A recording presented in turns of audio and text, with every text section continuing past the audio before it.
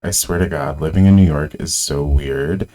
Like, not a day goes by where I don't think I see Grace Coddington just like on the street. Like, I'll be on my way to work and I'll just look up from like spacing out on my phone or whatever, and I'll just see this like pale white specter staring back at me. It's so strange. Hello, welcome to Yuck World, a show where I apparently make videos about horror movies at 3 in the morning. I'm your host, Teddy. It may not come as a shock if you're new to the channel that I'm a huge Scream fan. Like when I first saw Scream, I was 9 and I like harassed my aunt to like let me watch it. She like made me watch it in the middle of the day so I like wouldn't get scared. And the whole time I'm like, oh yeah, I'm not gonna get scared. I'm not gonna get scared. And then she like lets me watch it. I almost pissed my pants. And then she fucking leaves in the middle of the day to go grocery shopping for like an hour and a half.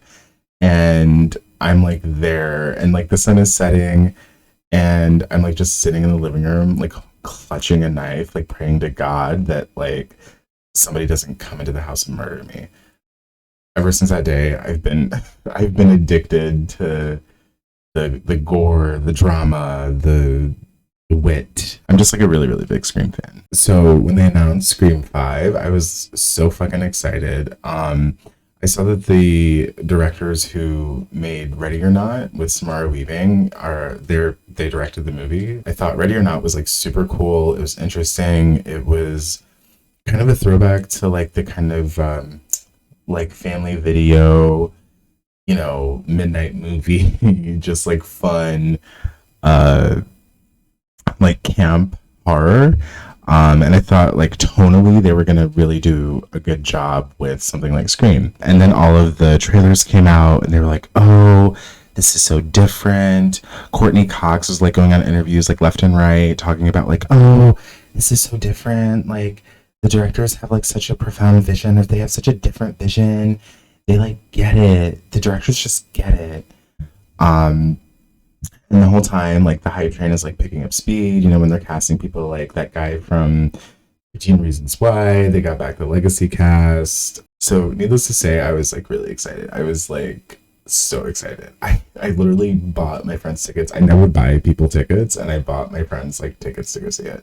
I even had like the most crazy cuckoo bananas like fucking theory that none of the trailer footage was true or real. It was all like a big like red herring, and the plot was going to be different.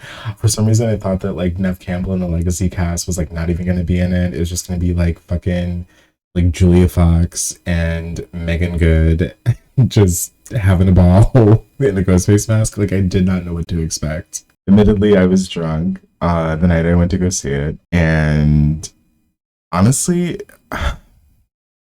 I think my expectations were like too high or something. Also, it might have been the booze. I don't know. I remember leaving the theater like slightly disappointed, actually. I was really hoping for like my mind to be blown, and maybe that's asking for too much. I saw it again yesterday. It was the exact same experience. I might as well have been drunk or high or whatever. I really don't want to like place a value judgment on this movie and compare it to the past ones because it is a different creator, and when you trade hands like that, things change. For better or for worse, things change. I just think that there were things about the movie that were severely lacking. And yeah, small disclaimer, I did take notes for this, but I am recounting the plot somewhat from memory. So if things like don't make sense, feel free to just like raise your hand and I'll call on you and then we can clarify together. Okay? Without further ado, here's my Scream 5 review, the official Yuck World film review, my first. I guess I should have like a graphic that goes across the screen like spoiler alert. So I just want to kind of quickly go over like the plot of the movie because it's really truly bonkers, bananas, crazy, schizo, nuts. And the movie actually takes place like 25 years after the first one. In the opening scene, which is iconic for Scream movies, there's always like an iconic like kill in the beginning. We open on Jenna Ortega, who plays Tara Carpenter. Funny thing, Tara Carpenter, that's like, you know, that's like a that's like a reference. to John Carpenter. There are a lot of Easter eggs in this movie, so many, in fact, that I thought I was being gaslit into thinking that all of my theories were actually true and there might be some sort of like hidden code in the movie. What the is wrong with me? She's a teen, home alone, you know the drill. She's by herself. Parents are gone for some reason. She's attacked in her home. It's really bad. Her leg's broken, but she doesn't die. That's where the movie kind of like diverges already. And then we transition to her sister, named Sam, I think. Yeah, I think her name is Sam. And she works in a bowling alley. Apparently, it's because she's like troubled, and troubled people like work in bowling alleys. And then we, as the audience, like meet her boyfriend, who I guess she's been dating for 6 months. He seems like kind of a creep, but he says boner, so I guess it's like cute. They're playing a DJ Khaled song in this scene as well, which I get what they're going for. They're going for something like current, but also like another one. So then Sam gets a call from Tara's friend Wes, who's like, "Oh yeah, like your sister, she got attacked. It's bad. Blah blah blah. You have to come home." And Sam's like, "Oh my god, like I have to go home. You know." I have to say, the actor who plays Sam, I'm trying so hard not to talk shit about her because I truly feel like her performance was just a lack of characterization. But there's so many times in the movie where she'll just be like standing and she'll just like deliver a line like, "What? No, I have to go home." Yeah, I don't know, she just like wasn't giving. It wasn't giving. And then in the next scene, we're kind of like introduced to like the rest of the victims, like all the teens. But we don't really get much of them. We just kind of get like really quick, just like talk about like, "Oh, there's a killer around. Oh, that like weird dude over there. Didn't you have sex with him? Oh, I didn't have sex with him. Blah blah blah blah blah blah." It's like very that. Like we don't really get much like characterization. We just get like memes of people. Like I get that they're going for archetypes, but also they just seem like meme versions of like what an older person thinks of high school kids.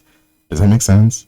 So Sam goes to the hospital, and that's when we get to see her and Tara like together for the first time. They haven't seen each other in a while, and Tara's like, "Oh my god, I'll never leave you. This sucks. Blah blah blah." And Sam's like, "Oh my god, like this sucks." And Tara's like, "I know." Then Sam kind of like excuses herself in like a break room, and she gets this like really weird like vision or hallucination of like Billy Loomis, who's played by what's his name? Skeet Ulrich. And it's like really out of place. It looks like they kind of de-aged him a little bit. He just looks like face tuned like down. Like it's not like plastic surgery, it's just like literally like CGI. Like they tried to make this dude like look younger. And I get that he's supposed to be like a ghost, but also why the fuck do we need to have visions happening? And I can feel you guys like typing like, "Oh, it's like a reference to like Scream 3, blah blah blah blah blah," which I totally get. But Sydney like knows what her mom looks like and has met her mom and has spent time with her mom, so she would have like an idea of like what that is or what she's like. But Sam like never knew her dad. She never knew Billy. I just don't understand why she would be having hallucinations of her dead father's corpse. It's silly. So she's attacked in the hospital because why not? And she comes out unscathed. And then she's like compelled to like tell her sister, "Oh my god, I'm Billy Loomis's daughter." And Tara's like, "Get out." So then they're like, "Okay, we have to talk to like a professional." So Sam and her weird boyfriend go to Dewey's trailer park to have him like recount his fucking trauma. And Dewey like very plainly is like, "No, I'm not gonna help you. Like, your boyfriend's probably the killer, this and the other." And it makes sense. I mean, I don't blame him. His marriage is like gone to shit. I guess he's not with Gail anymore. So Dewey rightfully tells them to get the fuck out. And then he like calls Sydney. And to me, it's like very dramatic because just, you know, I'm sure she'll find out eventually. Like you can't tell me that Sydney Prescott doesn't have like tweets, like her tweet notifications on for like Woodsboro being mentioned. So Dewey calls her and we get this like very like Lululemon ad scene with Sydney with her stroller and her kids on a jog, and she's like so happy. So she answers her phone, and Dewey's like, "Oh, it's happening again. Do not come. Do not come. Do not come." And Sydney's like, "Period. I'm not going." But then Dewey, I guess, feels like impotent when he tries to tell Gail. So he shoves his like dead sister's ashes to the side and pulls out his like badge and gun. And he's like, "Yeah, I'm gonna solve this murder." And then we're met again with a group of teens having a conversation. This one is a little bit more obligatory. I feel like it happens in every Scream movie, where the victims kind of like gather around and talk about or theorize about like, you know, what the killer's motives are, and this, that, and the third. And we do get this really cool like requel monologue from Mindy, who's played by Jasmine Savoy Brown. She's actually like a huge highlight of the movie. I'm kind of obsessed with her. So in this monologue, she kind of like explains like what requels are. It's like a sequel, but it's not really a sequel. It's more of a remake. It's kind of both. She kind of accuses Sam of being the killer, but also it's like kind of tongue-in-cheek. Like, I don't know if she means to say it. And Sam's like, "Oh my god, I can't believe you'd say that. Like, fuck you." And she like leaves. And because she's Billy Loomis's daughter, she like, you know, gets emotional and runs away to take her crazy pills. But apparently they don't work, because right after that she almost gets into a car accident because she saw a hallucination of her dead father in the rearview mirror. So then we get like a couple of like really death scenes. There's like a Psycho reference in one of them, which is really weird to me. I guess it's not exactly weird. Maybe my gay little brain is like too small to understand, but I really didn't see the need to have like a Psycho reference in this movie. It just didn't make sense to me. And also Dewey dies, which is kind of like a what the fuck moment. That was really ballsy on the director's part, honestly, because they could have like really turned fans off because of that. But I actually thought his death was kind of, for a lot of reasons, I thought that Dewey's death was a highlight of the movie. I thought it was cool that Dewey's character really highlights the like failures of policing. And throughout the movie, several times, police officers are depicted as being like just really shitty at their job. Which has always kind of been a theme in slashers, but they're very pointed in this one. Because, like, honestly, the cops are dumb as shit. They're dumb as shit.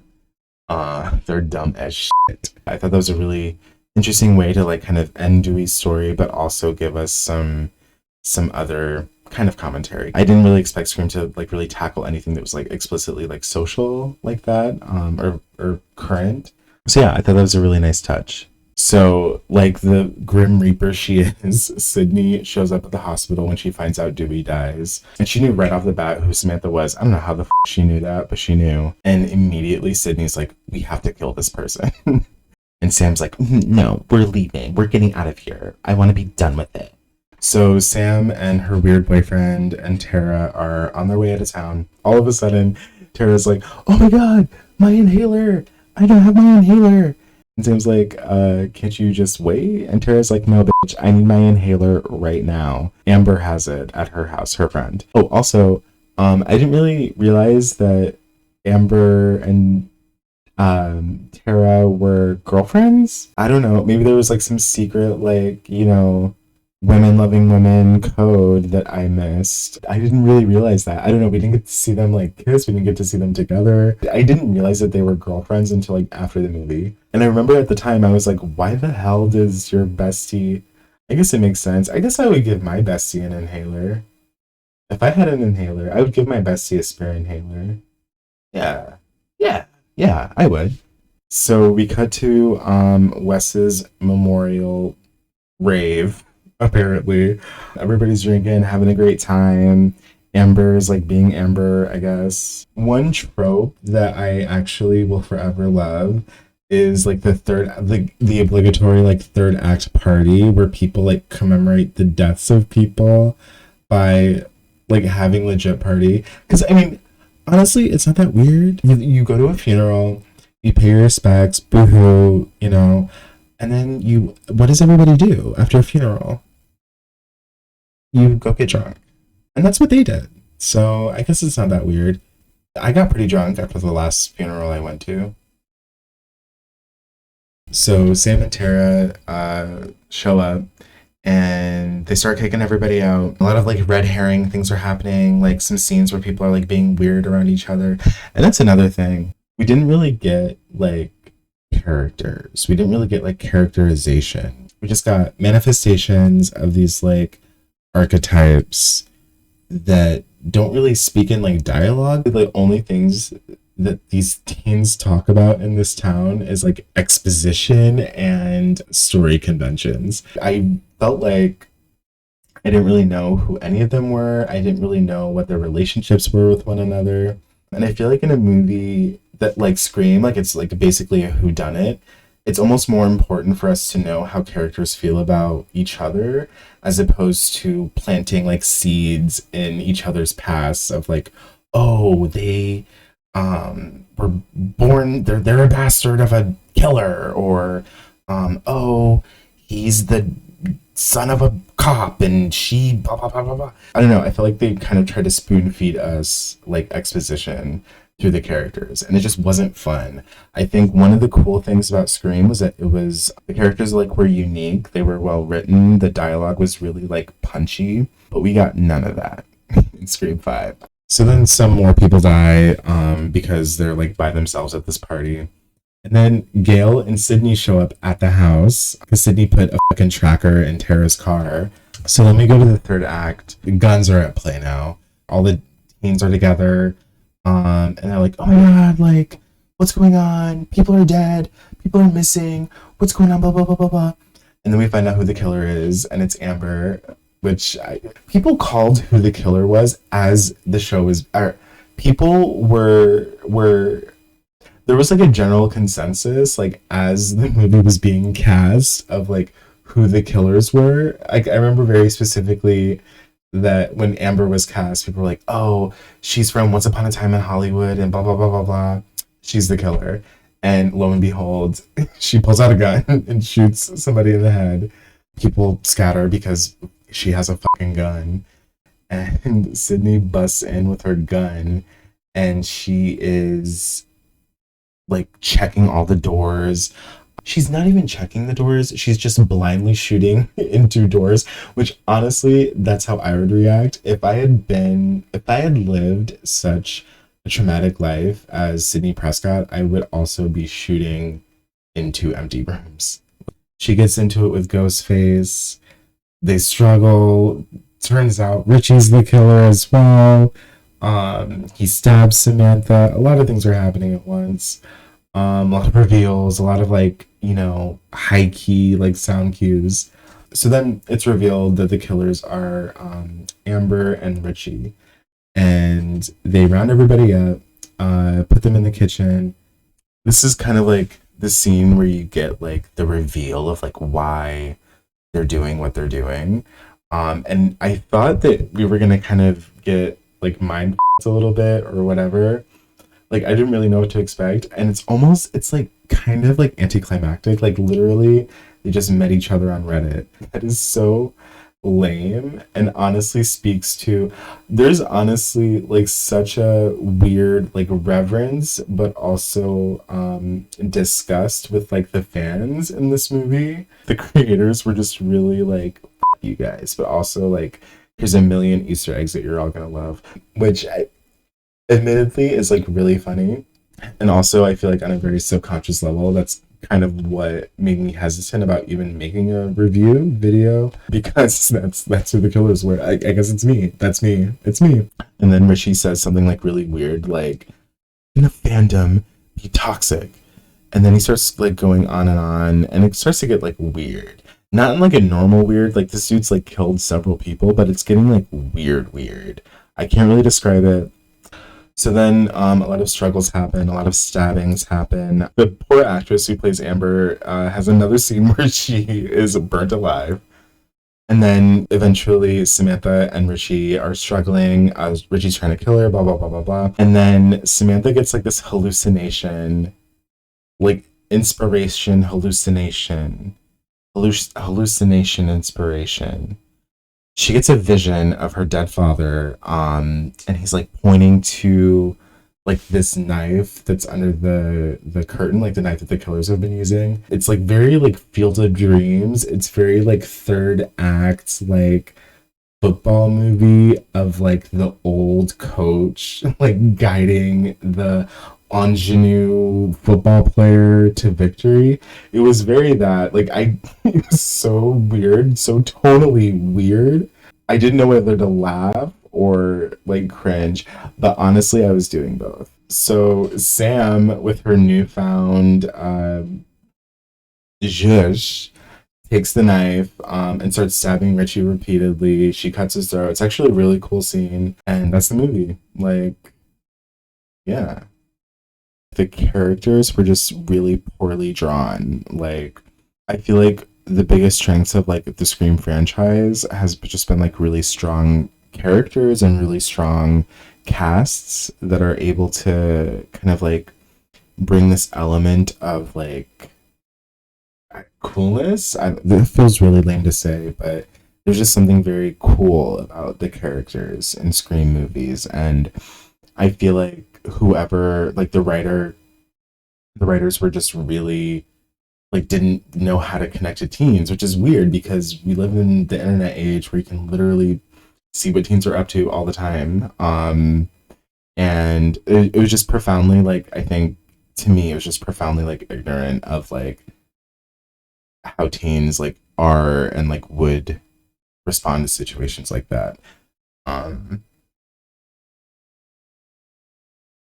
and I think that was like compounded by the fact that they were just literally giving us exposition the whole time. Like they were so much of like the scenes were about like characters just like talking about their relationships with each other, like what happened in the past. And we didn't really get like funny moments with them. It was just really like ham-fisted. That's a good word to describe it. Very ham-fisted.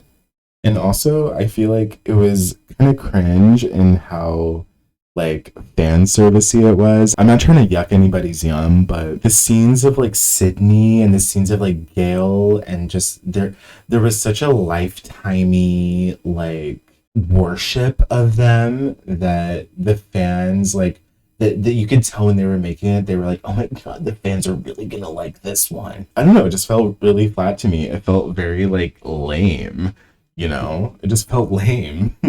Condescending is a really good word for it to describe like how I felt. And also there was a profound like lack of tension in the movie. A lot of the scenes kind of play off of like the jump scare factor, which is like can be interesting, but there wasn't anything like particularly memorable about the chase scenes, the death scenes.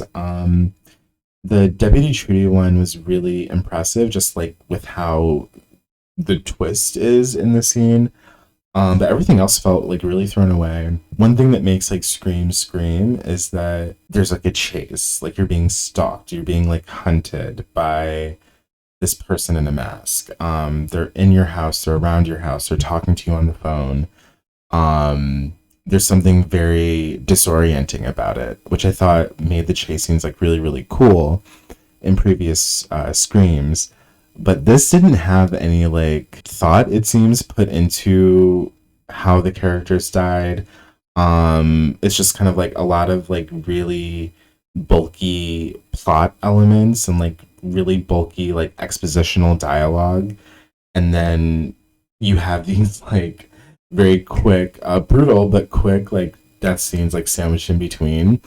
And if one was really really good and the other wasn't, I would be like more okay with it. But now I'm just kind of like if it were scary I probably would be so happy with it. If it was still scary I would have been like fine, I don't care. They didn't really give us anything. And one kind of like rule that I've always had for myself when I'm like writing something, if it's a script or anything, I think about the audience's expectations and how I'm going to meet those expectations, but also subvert them. I feel like most successful movies and good stories do both. And I feel like Scream really does a good job of like meeting our expectations almost exactly, but not subverting those expectations, which I think is really in line with what Scream has done historically. I think there was a level of subversion to all of the installments that made Scream Scream.